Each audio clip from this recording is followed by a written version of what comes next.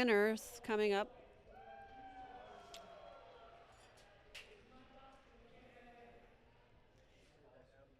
We didn't see anything. We didn't see anything. Hi. Hi. So for our ninth match of the night in our brown belt division, we have your winner, Maylean Johnson. She was very technical and broke her down and finished with the rear naked choke. Awesome job. Tell us a little bit about your experience tonight through the match. This is actually a really great experience. I've done fights like this before with other organizations, and this is super well organized from start to finish, even the warm-up area. Like, I had a really good time, really good experience with everybody, including my opponent. So this is really good. I hope you guys will ask me back. But yeah, this is great. Yes, it was very fun to watch you. I'm guaranteeing they will have you back. Before we talk a little bit more about your match prep, I want to get to know you. Tell us about where you're from, your gym. So I'm actually originally from Boise. I grew up here.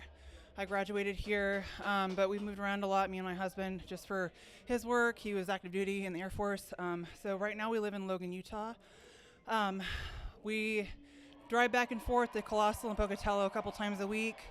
And then we also train with our main professor, Cristiano Ribeiro, BJJ, down in West Valley. West Jordan. So. West Jordan in Utah? Yeah. Okay. We're all over. We're everywhere. So. You're getting a lot of good experience. It's awesome. I like to hear about the origin stories of jiu-jitsu. So how'd you find out about jiu-jitsu and what made you start training? So my husband was like on me about it. We were doing a lot of like CrossFit and stuff like that, and we're getting really bored with it. So he was like, let's try some jiu-jitsu. He did some combatives, so I was like, all right, like, I'm game. And then we tried our first class, and I just pretty much never left. Like, I was all in from the first class, so I've loved it ever since. So we have coached a lot, train a lot, compete a lot. So this is like not new to me, but our whole family does it too. My kids do jiu-jitsu. Like, we eat, sleep, and breathe it. So that's awesome. That's a dream. What do you enjoy most about the practice? I enjoy the process of breaking down what you suck at, working on that, and then getting better at it. Winning's super cool in jiu-jitsu. Like, I fucking love it. But if you win all the time, you're really not learning a whole lot. It took me a really long time to figure that out. I remember my first big loss. I was like, man, like, that should have totally not gone that way. I totally should have whipped that girl's ass. And I think, that's kind of the aha moment for a lot of people. Like, why do you compete? So you can get better. So you can take all the things that you're bad at and then work on them. And then all of a sudden, like, there are things that you're really good at. And then you just rinse and repeat. The process continues until hopefully the day you die. So It will. You're never always getting better. Let's see. So this can be something inside the gym or outside of the gym. Share any dreams or aspirations that you have. This is actually something we've been talking about for a really long time, but we would love, me and my husband, to open a gym one day.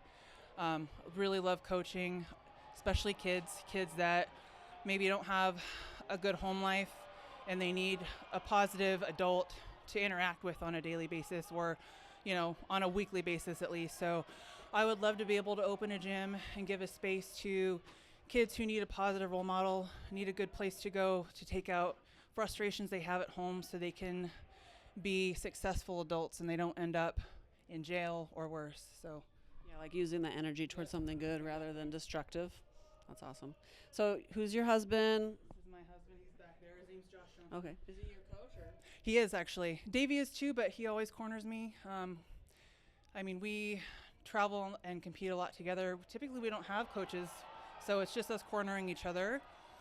He knows my game, ins and outs of it and everything. He knows exactly what to say to snap me out of it sometimes and get my head back in the game. So he's always there with me. Like, he's my number one. So he's a great coach. He's a good partner, all of that. So awesome. You work well together then? Mm-hmm.